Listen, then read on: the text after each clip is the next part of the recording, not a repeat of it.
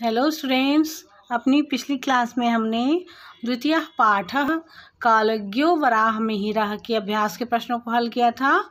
आज हम आगे के अभ्यास के प्रश्नों को हल करेंगे। प्रश्न नंबर 4 है उचितम योजयत।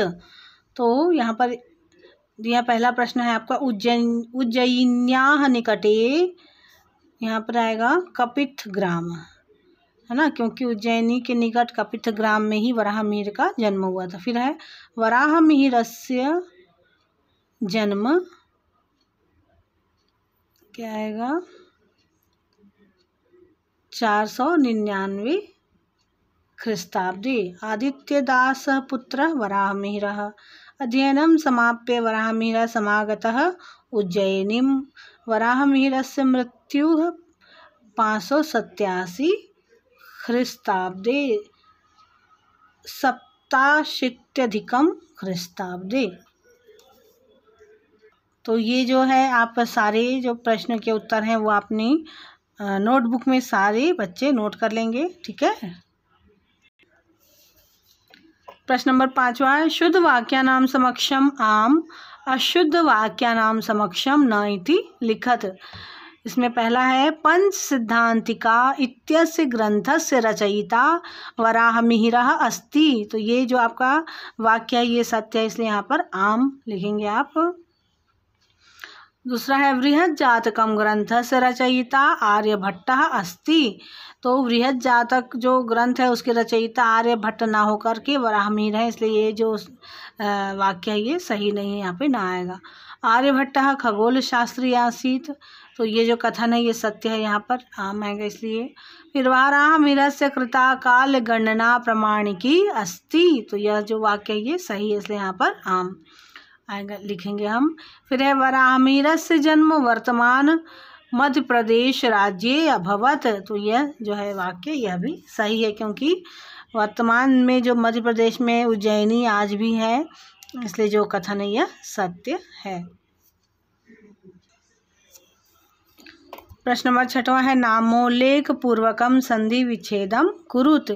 तो पहला है आदित्योपासकः। तो आप यहाँ पर लिखेंगे आदित्य प्लस उपासकः। तो जब ये संधि होगा तो आदित्योपासकः बनेगा, और यह है क्योंकि या प्लस उ ओ हो जाता है, इसलिए यह होगा स्वर संधि और वो गुण स्वर संधि होगा।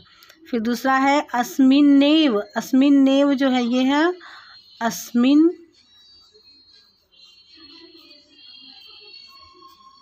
प्लस एव, अस्मिन्नेव होगा। तो यहाँ पर देखिए ये आपका जो ना है, अस्मिन का ना है, ये एक व्यंजन है और यहाँ पे ए है, तो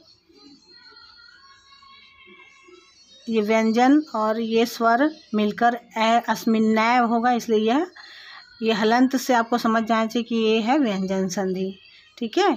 फिर है आपका समाप्याध्ययनम।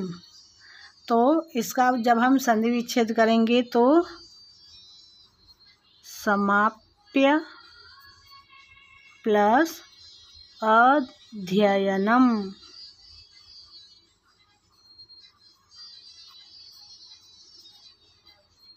तो ये होगा समाप्याध्ययनम। तो ये भी अ प्लस अ है तो आ हो जाएगा, इसलिए यह भी दीर्घ स्वर संधि होगा। फिर है अगला शब्द है आपका बालको अजायत। तो यह आएगा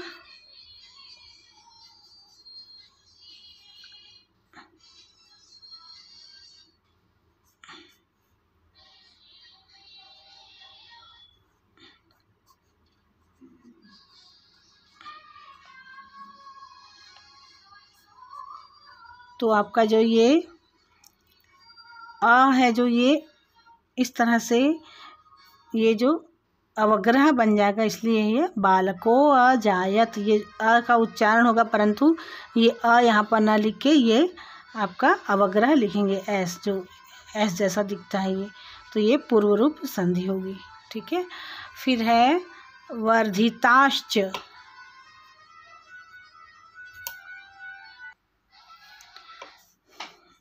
वर्धिताः प्लस च, तो ये होगा आपका विसर्ग संधि। फिर है खगोल शास्त्रस्याध्ययनम, खगोल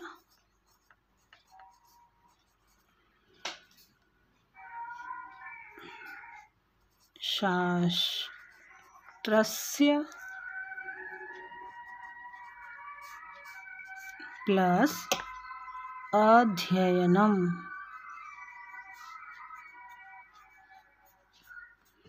इस तरह से ये आपका दीर्घ स्वर संधि होगा। तो आज के लिए इतना ही। अपनी अगली क्लास में हम ग्रामर पढ़ेंगे। ओके।